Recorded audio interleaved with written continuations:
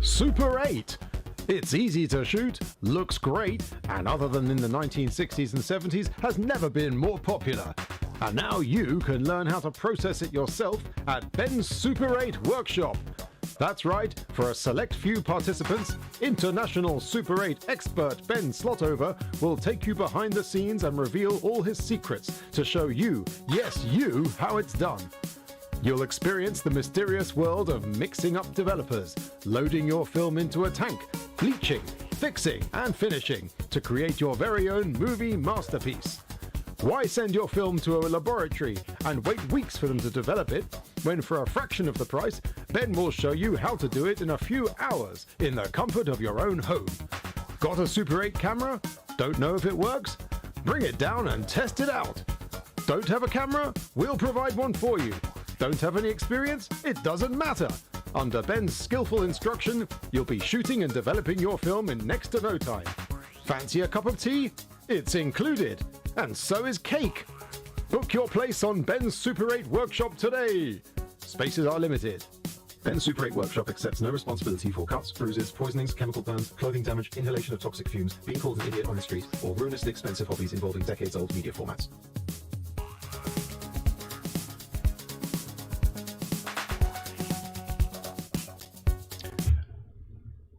Good evening, London. Good evening, Africa and Europe. Good afternoon, New York. Good morning, California.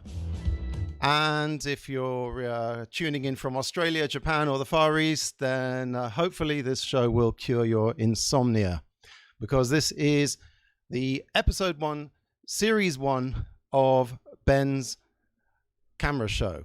And you just saw the advert for my Super 8 workshop. Because of COVID, we're not going to do any of those for probably for the rest of the year. So I thought, well, instead of just teaching 1 or 2 people in small groups in London, how about I teach the world about Super 8? That is anyone who's interested. And if you're not interested, you will be by the end of this.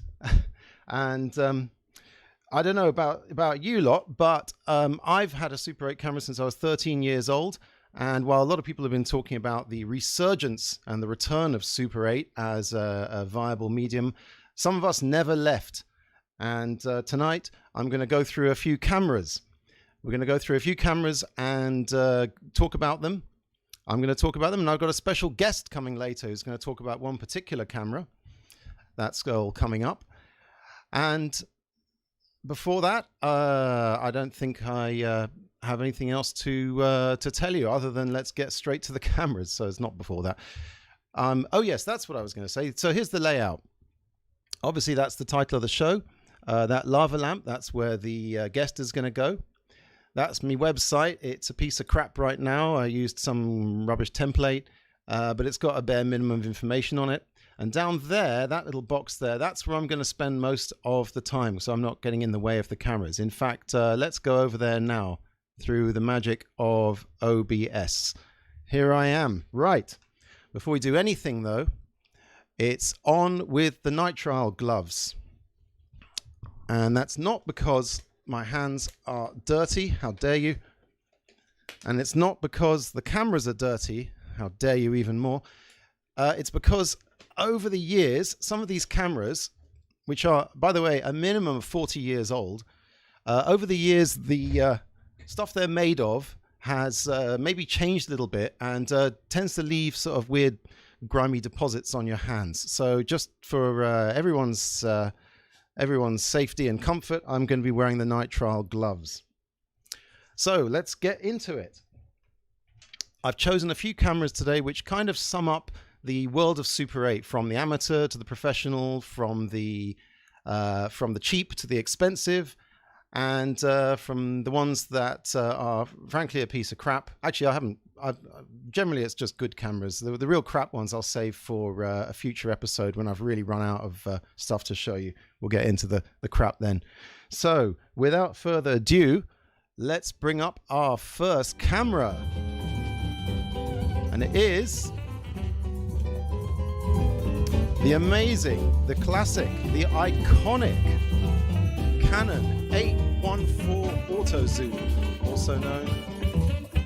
also known as the AZ, the Canon 814 AZ. Now, if you've had any experience of Super 8 cameras, you may have seen one of these before. You may have seen one on eBay. You may have seen one, if you're lucky, at a yard sale or a junk shop. This camera was made in 1967. Well, there's not this particular one. The actual camera was produced from 1967 all the way up to 1972 and was used by none other than Jimi Hendrix. He had one. There, obviously the same camera. It is the quintessential late 60s camera.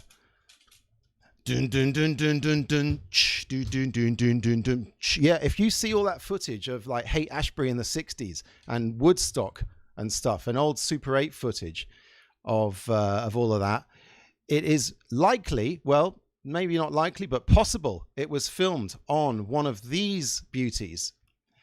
In fact, who knows? Maybe this camera itself went to Woodstock. We don't know.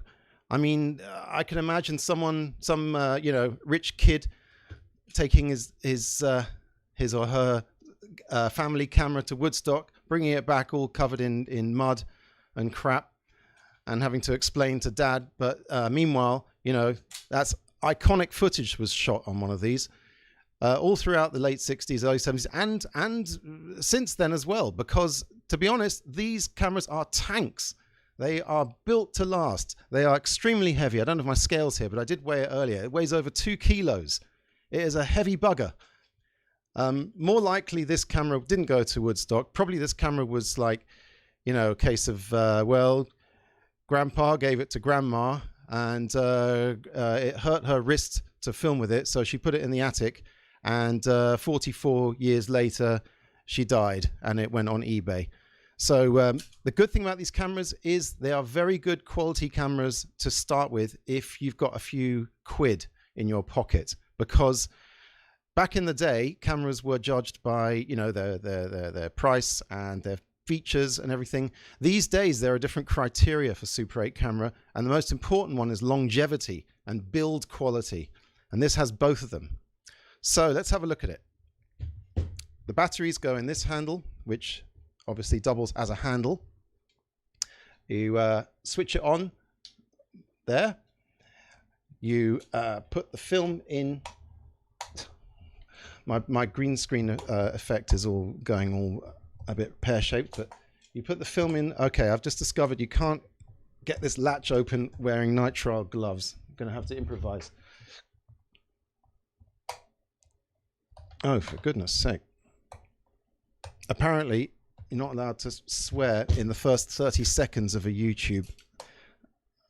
There we go. Okay, so on again with the glove. Get that Sharpie out the way. Right. You open it up here, and in there goes the film. This is a silent camera. It takes silent film. We'll be getting to sound later. Oops, spoiler alert. Right. I want to show you something. This is really for the Super 8 aficionados here, which is very cool indeed. This camera can tell what ASA film you've put in it, not by a crappy little button that some of these have inside them. It has this sliding latch here, sliding thing. So it can basically meter any film from 50 ASA all the way down to 200, and probably 500 ASA as well. So that's another thing you have to think about when you're getting a camera. Which of the modern film stocks can it actually shoot? Very important. I'm going to tell you. I'm going to give you the inside dope. It's got a bloody nice lens, this thing. In fact, it was the first 8x zoom lens that they put on a camera, on a Super 8 camera. Manual focusing. Still, that's no problem. So there's the 8x zoom lens, and there's the focus. And when you shoot with it, you basically just have to worry about the focus and the zoom if you want to zoom. Here's the trigger button. Let's get the mic on now so we can get better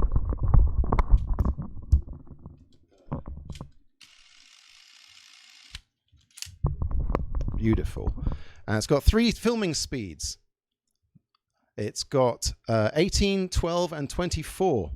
So 12 frames per second, and 18 frames per second, and 24.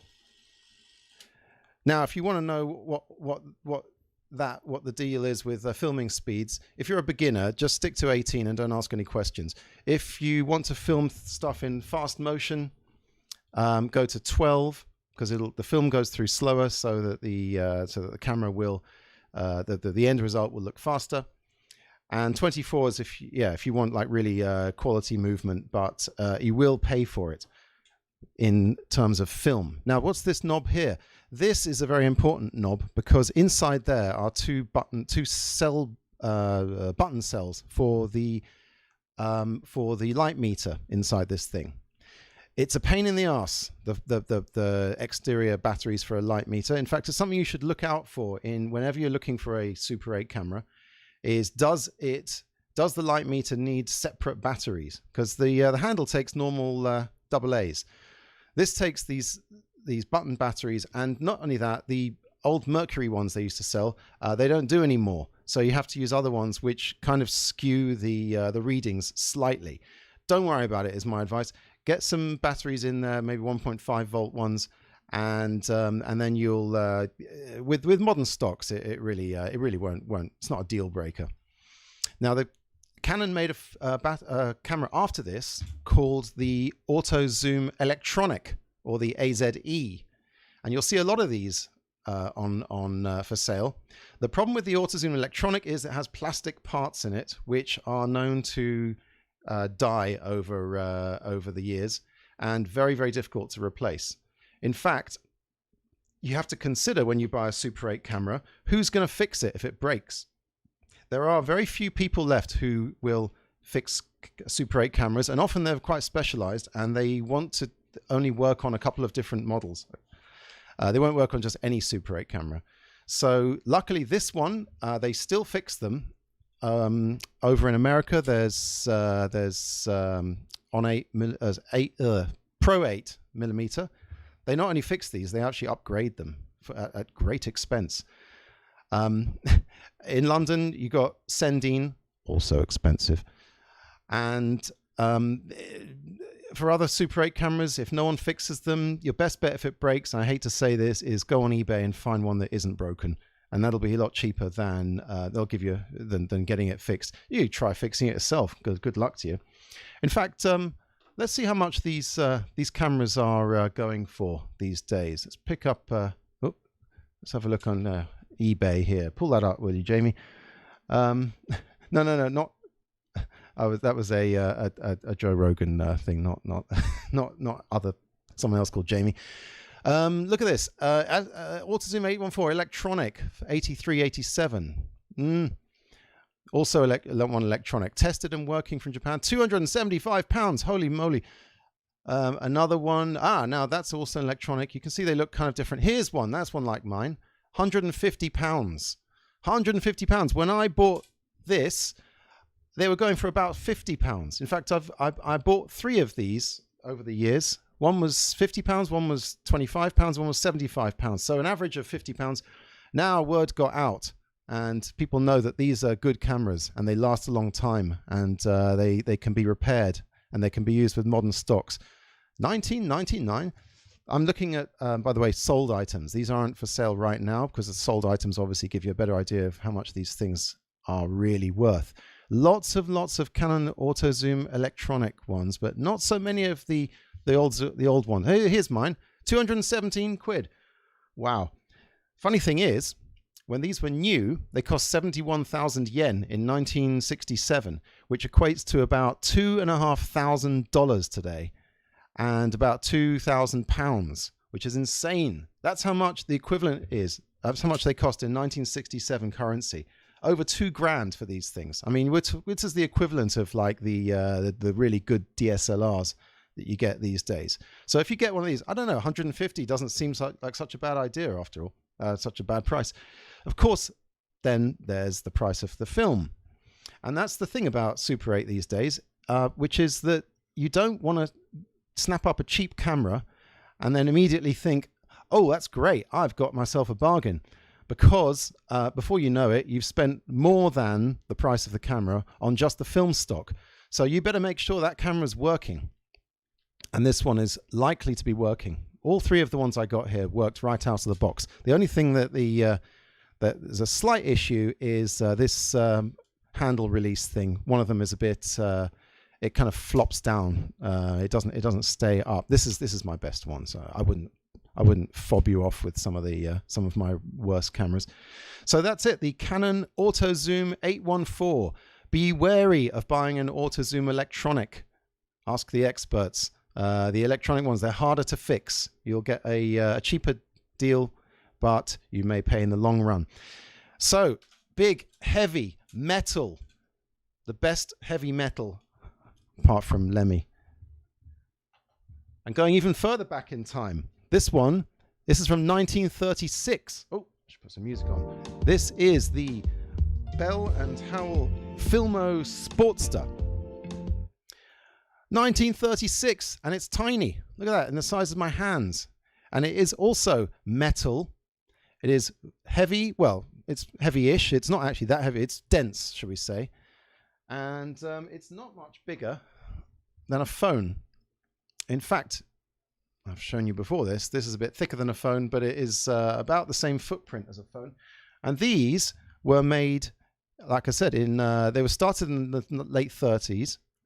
Fun time for everyone, that was.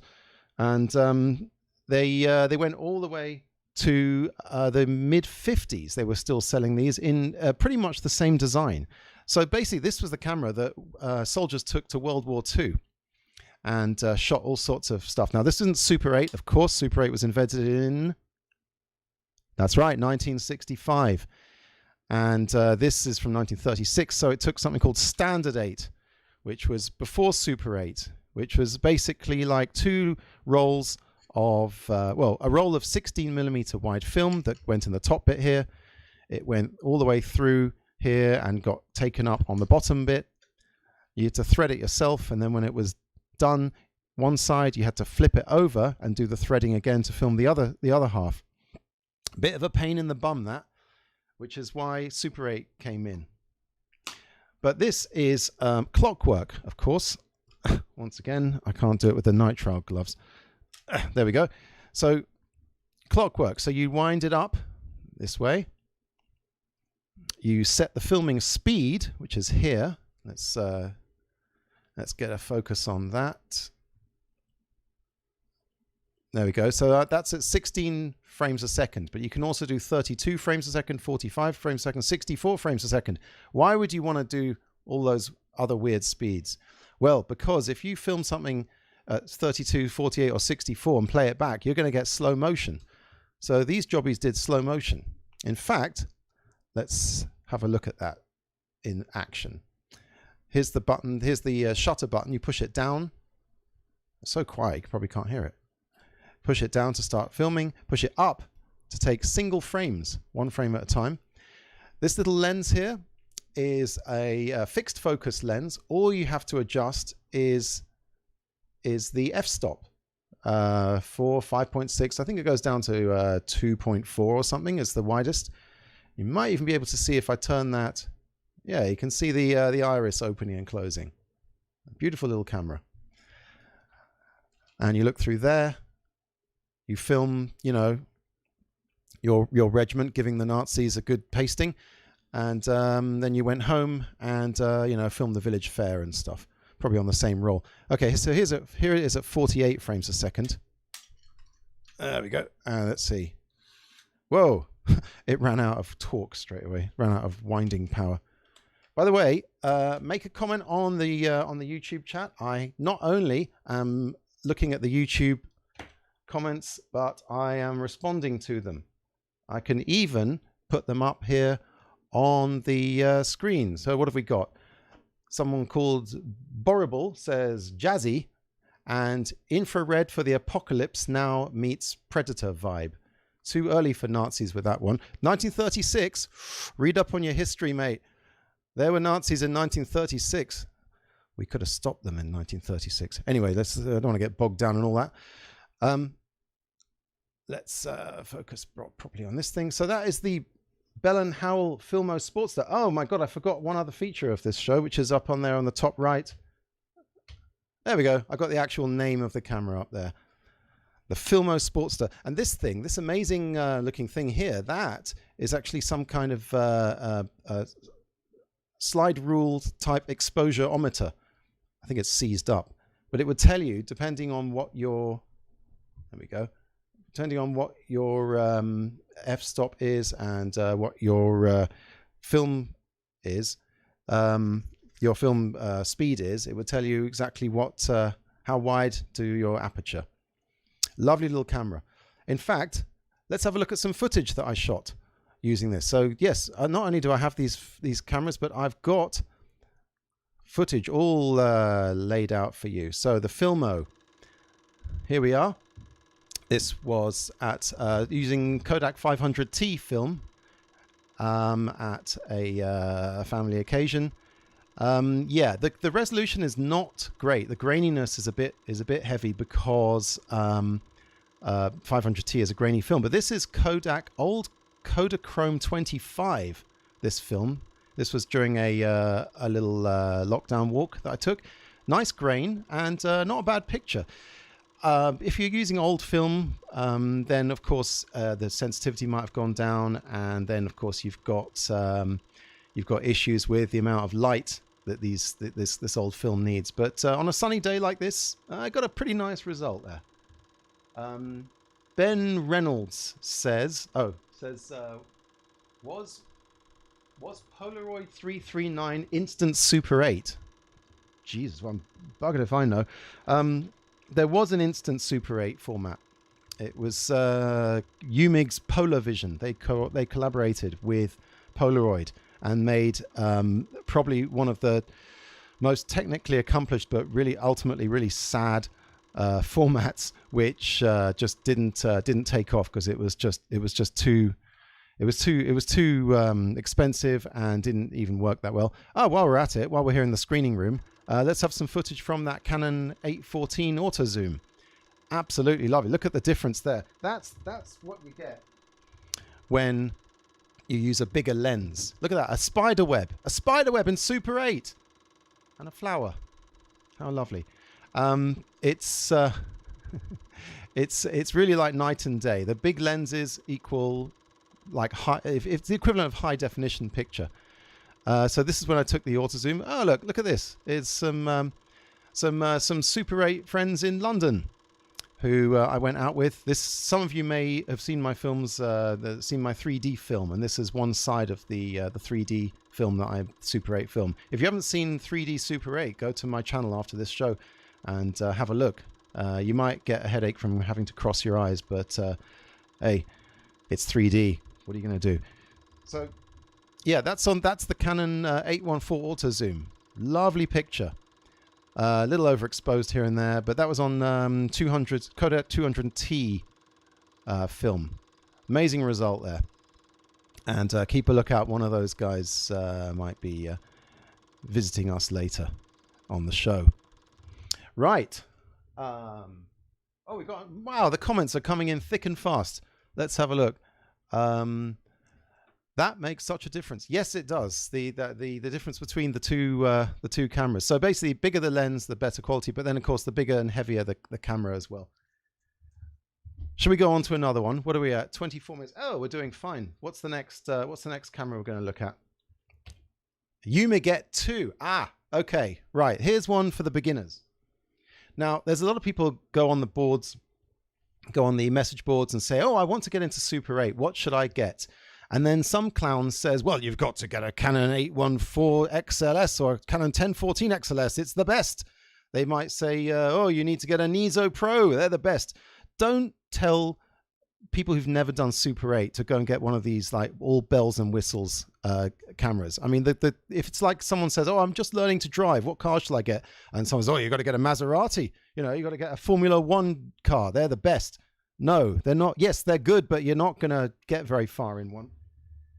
However, here's my special tip of the day. The Yumaget II. Let me just focus on it first. Actually, I'll just bring it closer. The Yumaget II was made in, see, I've put dates on it, 1970. So they hadn't stopped making cameras out of like really good die-cast metal by then. They were still making them in decent metal. Now the Yumaget II, the best thing about the Yumaget II, as you can see, is its lack of features. There's nothing to confuse you here. It doesn't even need to be zoomed. Doesn't even need to be focused. All it does is just zoom a little bit, only like a 3x zoom, and hit the trigger, and you're off. That's it. You put the film in. Oh, look, some film's in there already. You put the film in. It has automatic metering. I think it only does. I think you can do Kodak 50D, 200T, and I guess you could put 500 in, and you can do the black and white Kodak as well. And it'll just take it, and you just start filming, and it's brilliant. It's a very simple, very hardy, very solid camera. Works a treat, looks lovely. In fact, let's have a look at some footage from the, whoops, not that one, from the Yumaget II. This is during a workshop, some footage that I shot. See, looks great. Okay, the developing job I did myself. Yeah, so some of this film, some of these films have got little weird splotches and stuff on them. Try and look past all of that. And but yeah, this is a fixed focus camera. This all looks in. This is basically everything after a certain distance is in focus. And we got to go in here. Yumaget II electric boogaloo. Damn right. Yes, it is electric, and you can boogaloo to it. Excellent. So look at that. You got some lovely footage there with the Yumaget. I can heartily recommend them. Let's see how much they cost, because I've done it all for you. Yumaget II. Let's go on eBay, shall we? And £5. Bloody hell! I might buy it myself. Now these ones have been sold. That was sold in 21st of September last year. £8. I mean, you're not going to break the bank with this. In fact, so it says untested spares repairs. I know if it's untested, then it may be broken. But for £7.50, I mean, yeah, I would take that risk for this camera. £6.50.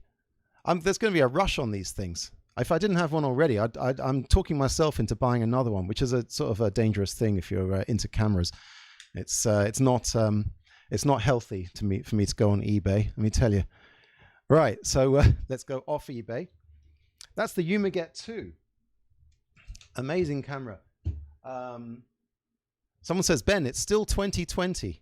Well, according to my clock, it's 1928. Sorry. Terrible joke. So what have we got next?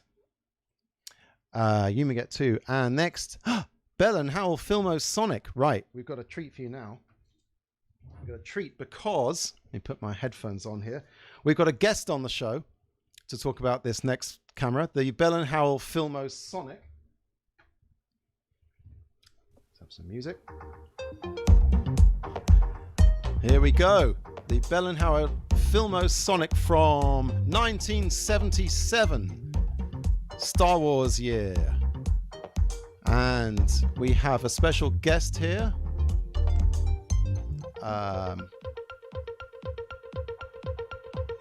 Where is he? Ah! Hello! Jamie? Hello. This is Jamie Noakes, everyone. That's right. Hello. Welcome to the show, Jamie. Thank you. It's nice to be here. Yeah. Well, I gave you a list of all the cameras I was going to be featuring today, and you chose this one, the Bell & Howell Filmo Sonic. Now, everyone, you're just going to have to look past this modification I had to make. The batteries usually go into the handle, but it was full of old oxide and poisonous crap. So I put this on the top and plugged it into the aux power. And here we have the results. The Bell & Howell, it's actually called the 1223 Bell & Howell. Now, Jamie, why did you choose this one to talk about? Right. Well, I mean, Everyone would probably normally go for the flashiest camera, but I went for this one because it's kind of an underdog. Now I like these cameras because to begin with, it's made predominantly of plastic. And there's a bit of snobbery around plastic cameras because people think that only metal cameras make good films, but that's rubbish. You can make very good films with plastic. That was me about 15 minutes ago. I had a go at plastic. But I mean, plastic was the way it was going in the late 70s and into the 80s is what you had, the plastic fantastic era. And all of these cameras are very cheap and they do the job. And Let's have a look how much they are on eBay. £15.50, not bad. That's like you get 3 of those for the price of 1 roll of Super 8. Yeah, I mean it's the prices are very good. You get a perfectly decent camera for the money. £62. Well, it's original box, so it's a great box as well. It has this great 70s. Let me see if I can find the picture of the box. Oops. So it's a ended auction. So I have the box upstairs. Here we go. Well, you can sort of see that. So 1977, video was just round the corner, wasn't it? That's right. Yeah, it was just making inroads. So were the Super 8 cameras, were they complacent, or did they see the writing on the wall, do you think? No, well, I think it still had a good couple of years towards the end of the 70s when many of the great, well, some people say, I agree as well, some of the greatest Super 8 cameras actually came out in 1978, 1979. Some of the ones that you've mentioned, a lot of the top models that are well regarded actually came out in that period. So I think that the manufacturers were looking to produce something that had all the bells and whistles that would keep people using the format. Right, particularly sound. Exactly, because it was sound, it had the long zoom, it had all the features, the time lapse, slow motion, stop motion, anything you could want would be in this one fantastic package. Yeah. Well, talking of zoom, maybe you could talk us through a very strange feature of this. Okay. Which is I believe it's called a trigonometric focus aid or something like that. Okay, yeah. And okay, that took me a long time to work this out. Okay, I'm going to try and hold this steady, if you can see this. Yeah. There's a button here. It says focus. Mm. Now, if you're just an uninitiated Super 8 user, you might think, oh, great, I'll press that and it'll focus the camera. But no. Right? I mean, it's got a scale here that's in feet and meters. And if you press the focus button, that needle suddenly becomes kind of live. Oh. But it only moves when the camera itself is pitching up or down. Okay. So what it seems to be is that needle is on some kind of counterweight that stays in one position while the camera goes up and down. So if you let go of focus, it locks it in place. Now, none of this has done anything to affect your actual focus. It's supposed to be some kind of crude rangefinder, I believe. Okay, and you take your reading from there. Yeah. I guess, yeah.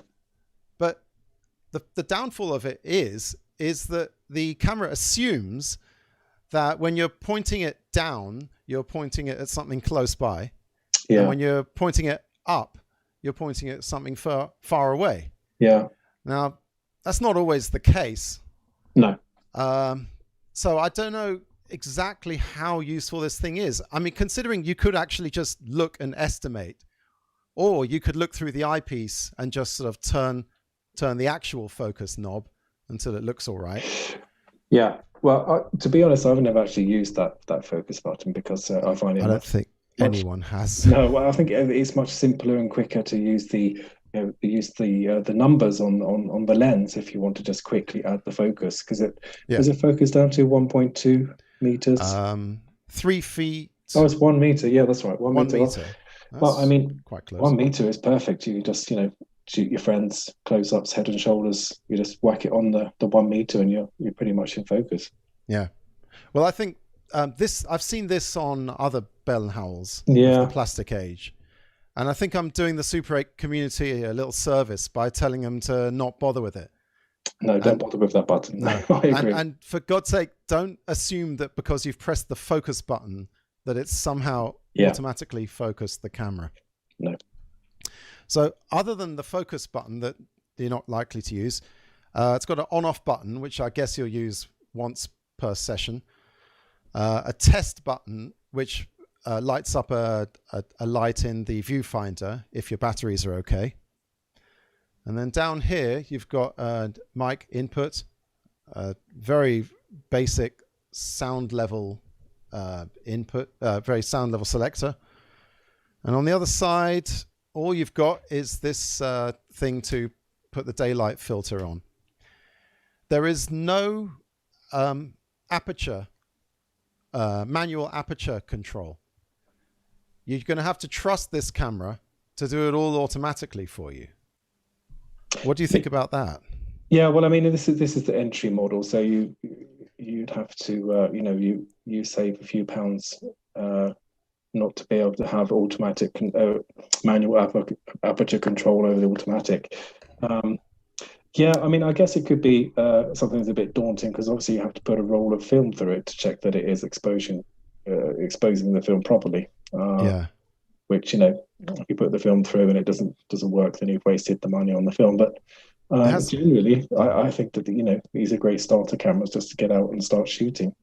Yeah, if you've got one that works, it has a little button here that can tell the difference between 40 and 160 ASA film, which translates kind of roughly to 50 and 200.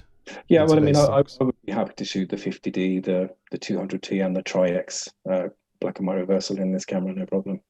Yeah. Well, should we see some footage that I've shot with this? Why not?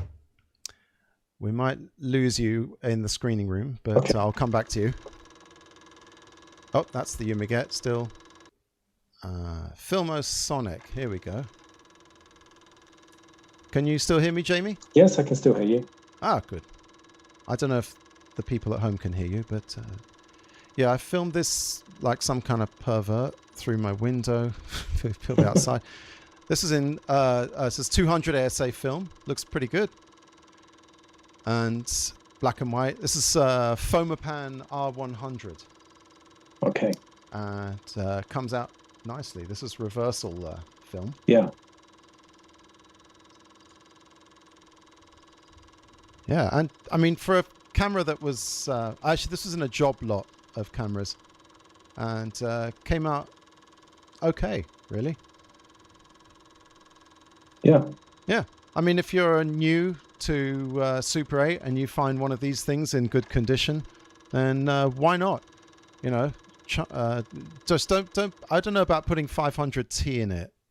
No, that might be a bit. It might be okay. Yeah. One interesting thing I want to say about the Bell and Howell brand is that just a year after this model was produced, because the body is kind of a base model they use for all their cameras, the sound cameras, and they just had different lenses and extra features, is that the French company, the well-known French brand, I think if you pronounce it correctly in French, is Beaulieu, as we say in England. But they actually subcontracted Bell and Howell to build a Beaulieu model, the 1008 XL, which is actually based on this camera. It's sort of like the top of the line. It's basically, if you pick one of those up and you hold this next to it, you'll see that the design form is pretty much the same. Well, Bell and Howell also made a UMIG that looked very, very similar. Yes, they did, yeah. The UMIG actually seemed to have better build quality than Bell and Howell's own brand. Okay. I don't know what the deal I don't know. is. It could be. It could be the name, sort of, messing with your mind.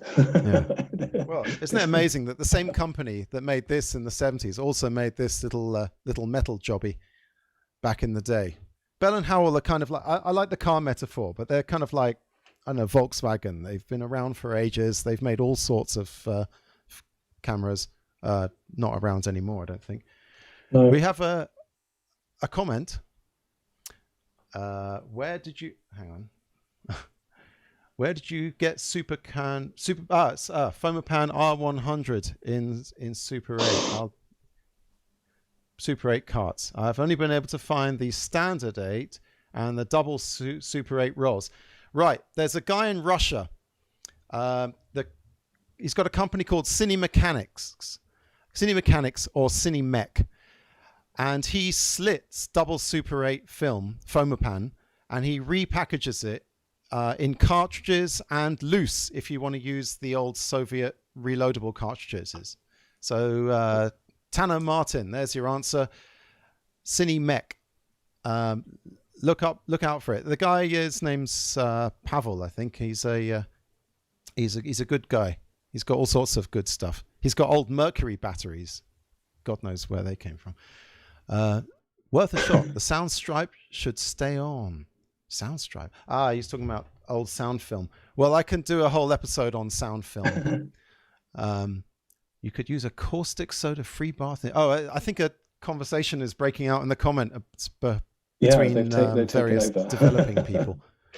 Talking about Remjet and yes, I get you might be surprised with some sweep action like Ben. What is he talking about? Oh, okay. I'm picking up fag ends of other conversations here on the comments. Ben, yes. Would it be possible just to make a quick comment about the Canon 814 that you had on earlier? Yeah. Let's put it back here. Yeah. In case you missed it at the beginning. Yes, because you named one famous owner of the camera, Jimi Hendrix. But did you know that there was a very, very famous film director who owned one? Was it Bergman? Yeah, it was Bergman. And but the interesting thing was that when he died, a lot of his things were sold off at auction, and his actual camera was sold off at auction with a film roll in it. Oh my God! So what was interesting about that is that you could actually finish a film that he started. Wow! Imagine that completing a Bergman epic. Well, on Super did 8. Someone do it? I don't know. I couldn't find out. I mean, I saw that it sold, but I don't know if the person who bought the camera actually finished the roll of film up. But it was a roll of VNF Eastman Ektachrome. Wow! Oh, that's all right stuff. Use that. Can you imagine people watching the film and saying, "Yeah, it was very dark and depressing at the beginning, but I like the birthday party at the end." Yeah, I know, kind of like a complete contrast. But another interesting point as well, because you were saying about the date on the camera, is that Canon products actually have a date stamp inside, and I saw you've got one inside the door. Crap! I have to look at that. Yeah, if you open up the door. Once again, I'm having trouble. There we go. Okay, so right, can you see a sort of a faint stamp? Yeah, can you see a letter at the beginning there? K. Okay, so that was made in 1970. Oh wow! Have you got a list or something? Yeah, it's like the registration plates of cars. You can tell what reg it is. Yours is a K reg, and that's 1970 according to Canon. 1970. Oh right. Probably wasn't Jimmy's then. No, it's all right. He died in 70, didn't he? Yeah. Oh well, thanks for that, Jamie. You're welcome. And Jamie, do you want to sit in for the next couple of cameras? Yeah, why not? Brilliant. Oh, we've got a treat for you now. We're going back to standard 8 now. And one of the most interesting looking cameras I've ever owned, and it has some incredible features. I've featured it on some of my YouTube films before, and it is of course the Auto Carina. It doesn't even look like the other cameras. It doesn't look like a camera at all. God knows what this thing looks like. 1962 this was made. I mean, where's the lens? Where's the film? What's going on? Well, let's open it up. The whole back comes off. Here we go. And you've got your 2 rolls of film. This is your standard 8. Amazing design. It goes up, round through the gate, and then collects on this one.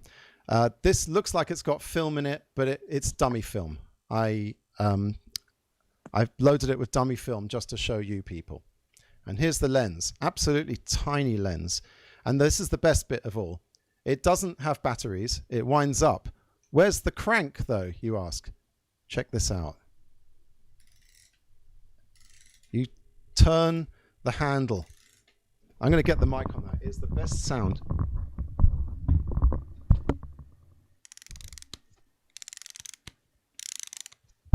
Lovely action. And you hit the trigger. Look at that. 1962. Isn't that when Dr. No was made? Yeah, From Russia with Love. From Russia with Love came in the year after, but definitely Dr. No, yeah. So put that back on. Now, of all the cameras I've shown, this one has the greatest pose value. If you like being approached by members of the opposite sex, or even of the same sex, because you're standing around with this thing, pointing it at stuff and filming, this is the camera to have. This is pure pose value, this camera. God knows it's not for picture quality. In fact, let's have a look at some picture from this. Auto Carina. Here we go. Yeah, nah, not too good. I mean, I had to do a load of color correction and contrast adjustment to get it looking this good. I can't remember. I like to think I used expired film, but I suspect this is 500T. I mean, this camera has such a crappy lens. It makes fresh film look like expired film. Weren't these cameras available with other lenses too, or were they interchangeable? Yeah, they made, no, I don't know if it's interchangeable, but there was one a bit later that, in fact, I'll show you in a sec. I've got that on eBay here. There was one later that did have a lens, a proper lens on it. I think I seem to remember they had. Now again, I'm not sure if I'm pronouncing this correctly. Ingenue, that. Right, Ingenue. French. This one says Steinheil or something. Okay, yeah, but I think that they had the Ingenue right. zoom, and I think that was probably better quality. I had the same zoom. On a Nizo 8mm camera. Yeah. It's. I mean, I took it out at night. I went to the West End just before the whole what have you started, and I got some shots on 500T. Here we go. This is Piccadilly Circus. I mean, a bit ropey, really. Yeah. Colors. I mean, definition not the best. I think it was 500T because this shot was in tungsten light, and it came out a bit purplish. So yeah, that's the Auto Carina. Not the best picture, but my God, how it looks. In fact, let's see how much you have to part with to get one of these. £16. That's not bad. No, not bad at all. And being clockwork, it probably works. There's one with the better lens on it. Yeah. But I don't know. I think I like the cleaner lines of this one. And let's face it, if you're going to have to get standard 8 film, and you're going to have to go through all the trouble of developing that, and you want a good picture, there are lots of other better standard 8 cameras in terms of picture quality than this. But damn, it looks good. There we go. The Auto Carina and the lens, and I mean the handle again. Let's hear that. Ah, yeah.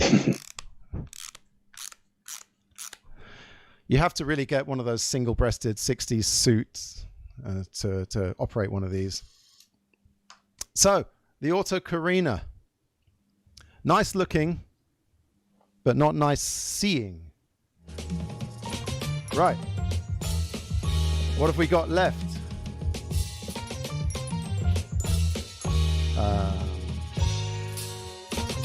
Sonic, Ben's Camera Show, Auto Carina.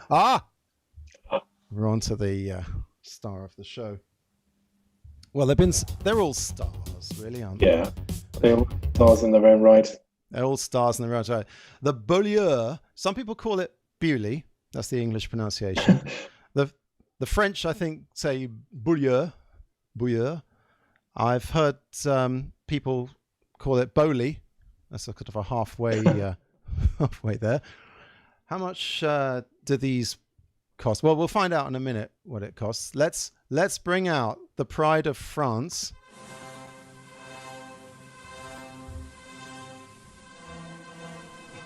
Fanfare.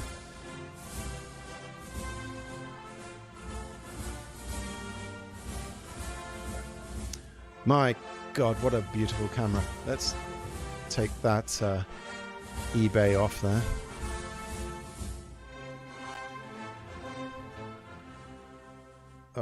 Okay, right. Enough of the music. Now, often described as the greatest Super 8 camera ever made, in terms of functionality and just sheer beauty, there's not much that can top it, really. 1974. Beautiful lines, detachable lenses, exchangeable lenses, which is rare for a Super 8 camera. I believe some of the Nizos. What other cameras have? Lycena, that's it. Yeah, that's got a detachable lens. Now, why are so few Super 8 cameras have removable detachable lenses?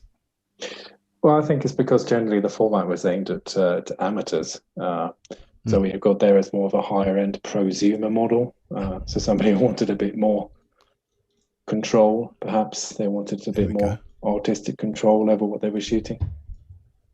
See, it comes right off. Well, it dropped on the floor. And you can put another one on there, which we won't, because funnily enough, although the quality is amazing, I don't have another lens that I can put on there. You've got to actually take the shutter button off to change the lens. There we go. Now it's on again. Now the way to hold one of these things, I'll stop moving it around so you can get a proper look at it. The way to hold one of these things is to put, it's got this tiny little handle. So you think, oh, that's no good. You can't get a good grip on that. Not true. Okay, here we go. Don't tell me that I don't give you the full dope. Put your middle fingers like that together. And they curve around the handle. The forefinger curves round onto the shutter. And the little finger, I think you can just wave at people with that. But you've also got to, with the heel of your thumb, you've got to push in this button on the back, which activates the electrical system on this camera. And round it goes. So you push that in, do the trigger, focus, zoom. It's got auto, not auto zoom, auto iris, which is very nice for the time. 1974 these were made. And oh, there it goes. And it's got motorized zoom, which for 1974 was some pretty hot shit. Or was it? No, a lot of them had no motorized zooms. Yeah. But it's still hot shit. I'll tell you, this is hot shit. It has a film ASA selector button all the way up to 400 ASA. So let me try and focus on that. Yeah, so you could change your ASA depending on what film you've put in it. So it's kind of backward compatible with all the stocks you get these days. And here's the film speed button, which goes from 2 frames per second all the way up to 70 frames per second. And in the screening room here, we'll see some not that's the Auto Carina. Here's some footage from the Beaulieu. And it is so nice. Sometimes you shoot stuff on Super 8 on the Beaulieu and it looks like it was done on 16mm. And this was shot in very low light at just 2 frames per second. So you can use it in a variety of conditions. That was in a friend's studio, my friend Ben. Hi, Ben, if you're watching. Yusuf Khan says, looks like a Star Wars gun. Yeah, damn right. Or I think he was talking about the Beaulieu. The comparison I usually make with the Beaulieu is of a Citroen DS, in that it has a way ahead of its time features, looks absolutely beautiful, and it's in the repair shop half the time. Yeah. And that is the downfall of the Beaulieux, which is that they break sometimes. They're fussy. And when they do break, as far as I'm aware, there's maybe 2 people in the world who can fix them. And one of them is the great Bjorn Anderson, who actually fixed my one up. Now, here is the 70 frames per second slow motion here. This is all done in the Beaulieu. If I want extreme slow motion, I believe later models even went up to 80 frames per second. Water is a very good thing to show in slow motion because you can't really fake it. Yeah, this is 70. This is us annoying the cat. And, oh yeah, there's a workshop I did. Everyone jumping for joy on the moon. And here's something interesting. Maybe I can stop it at this moment. Ah, well, shit. Let me just go forward again. Okay. Right. Now, oops.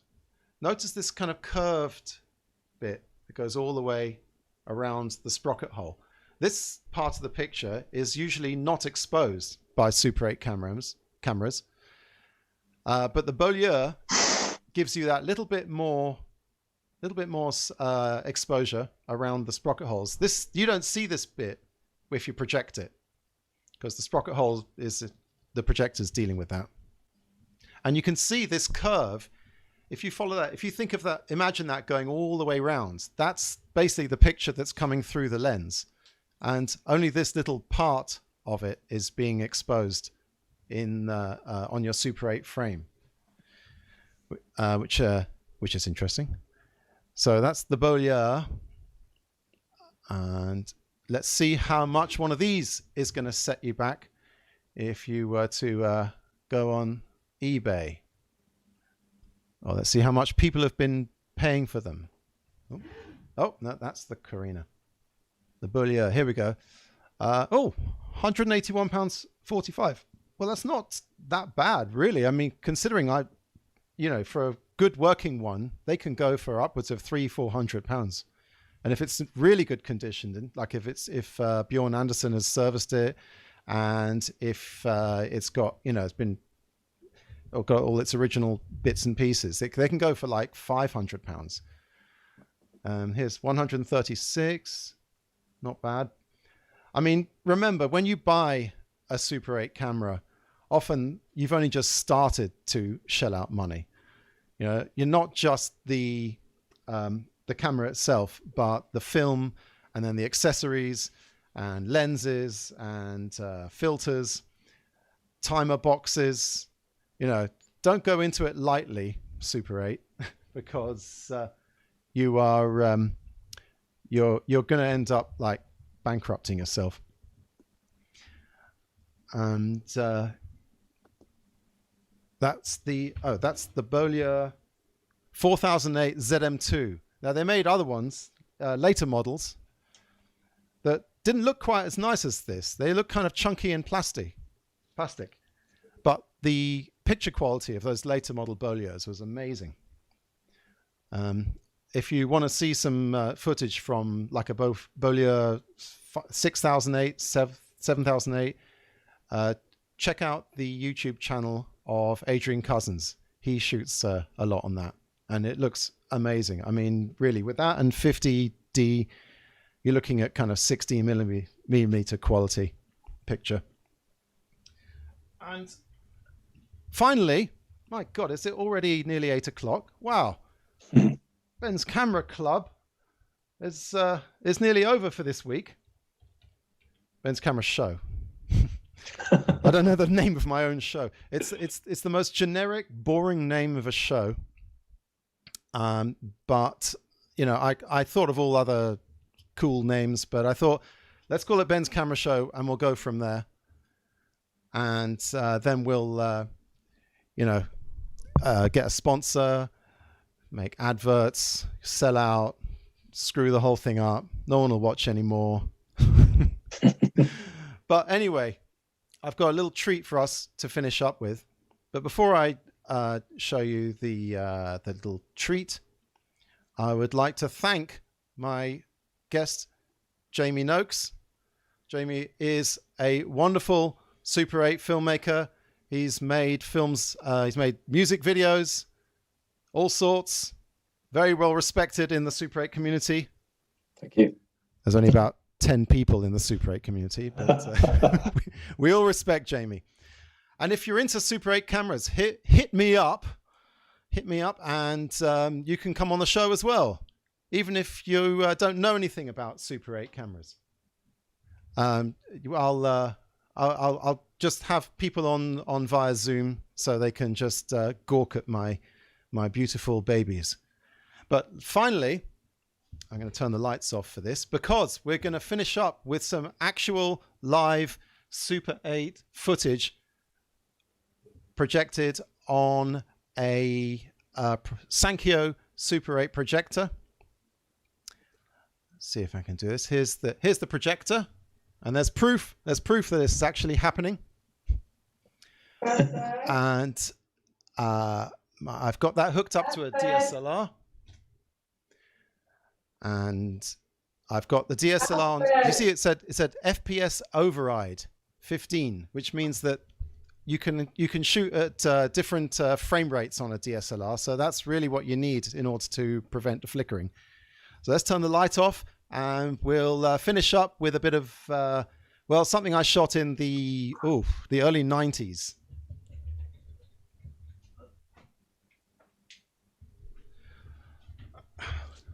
All right, hopefully this will work. Yeah, I screwed up the focus to begin with. There we go. Here is a film called, I believe it was called The Return of the Vampire Lesbians from Outer Space. That was shot in the Wicklow Hills, just south of Dublin, a place called the Hellfire Club. Buggered the the focus again. That woman in the middle, she lives just up the road from me now. There we go. I printed that. That was on. I printed that on clear acetate and held it in front of the lens. Which worked out okay, but I'm jiggling it around a bit. This was a kind of a film within a film. I believe I shot it on Kodachrome 40 at sunset. Looks very nice there. Well, my God, what a ride it's been. 1 hour of a camera show that has taken about 6 months to set up, and it's gone great. And I'd like to thank everyone for tuning in and for all the comments. Let's have a look. Any more comments? Someone said they bought their Beaulieu from Bjorn recently. I'm hoping it'll last for a few rolls before it needs a service. Del G. Well, good luck to you, Del G. You made a good choice. If you bought one from Bjorn, you'll get more than a few rolls out of it. And so, yeah, thank you very much, Jamie, for joining us. Thank you for having me. And thanks everyone else for tuning into Ben's Camera Show. It's been my first live stream, and I have enjoyed it very much. I'm even happier now it's over. And okay, the film seems to have finished. So yeah, let's do this again. Next week, Thursday, 15th October, we have only just scratched the surface of my Super 8 collection. And I got more than cameras, let me tell you. I have accessories to show you all. I have a multitude of films on my web, my YouTube page. That's called Zero Budget Film School. have a look at there. You got questions? Just hit me up. Damn it! I thought that film was longer. Oh, it's the black and white stuff now. Lovely jubbly. Oh, that's the shot I wanted. Dancing around the fire in the Hellfire Club. Brilliant stuff. So yeah, go out there, keep film alive. I'm telling you, one day all the electronics, all the DSLRs, all the hard drives, they're going to be dust, and the film will survive. So get out there and shoot as much as you can on film, because it might be all that's left of us after all's said and done. And thanks to all the YouTube people. I'm going to stick around on the YouTube page if anyone wants to chat on that. And well, I'll see you all next week.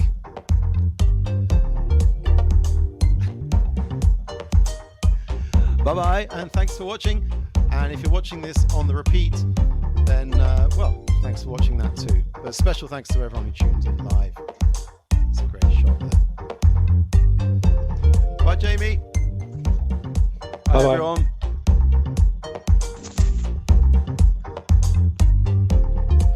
I'll stop when the film stops. Well, that's it. Bye, everyone.